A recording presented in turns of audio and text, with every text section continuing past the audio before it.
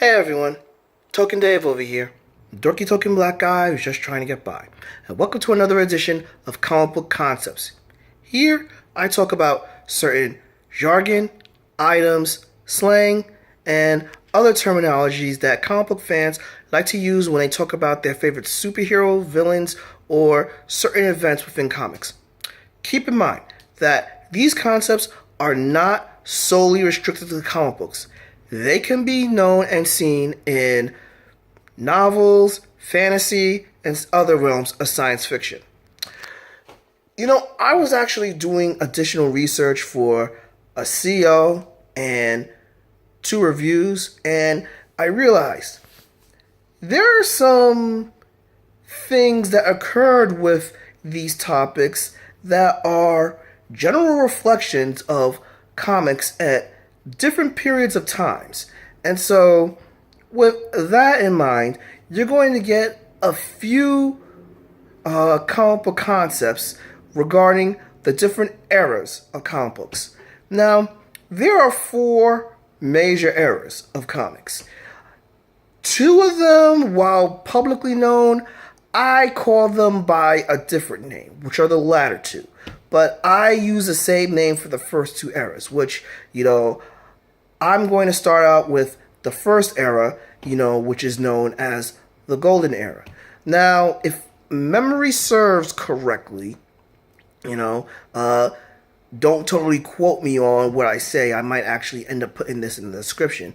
But if memory serves me correctly, the golden period of comics started between 1939 all the way up until 1950. All right?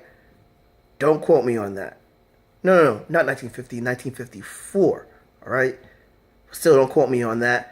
From this video, I might actually put the actual dates down in the description or in the title. Anyway, be that as it may, basically. So the Golden Era is basically the first era of comics. And this is basically where we were introduced to 2 major superhero archetypes.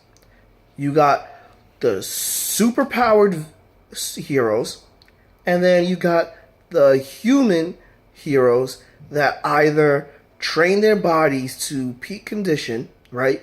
Or they showed this really exemplary gift that other superheroes felt needed, all right?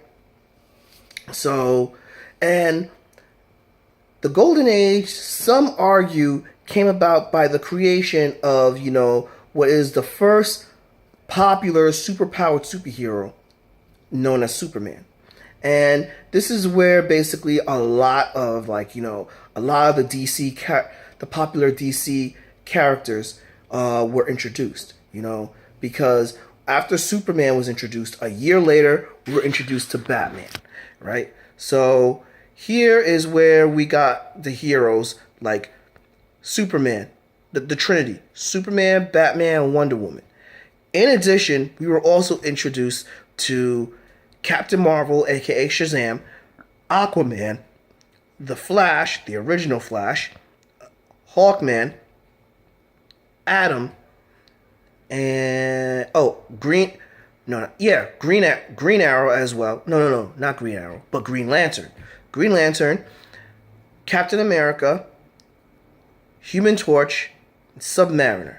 And those are the ones that I can think of off the top of my head at the moment, So, now, basically at this time, comic books were used as a propaganda tool, And the reason why is because around the time that these comics and these characters were introduced, this was used to basically gin up support for the war effort, because if you notice, a lot of these Golden Age heroes took place during World War II, and, to gin up support from, kids or younger people, they would most of the comic book characters were pretty much going up against Nazis and basically hyping up, American patriotism, democracy, and like, other types of values. So, yeah, so all you people that basically say,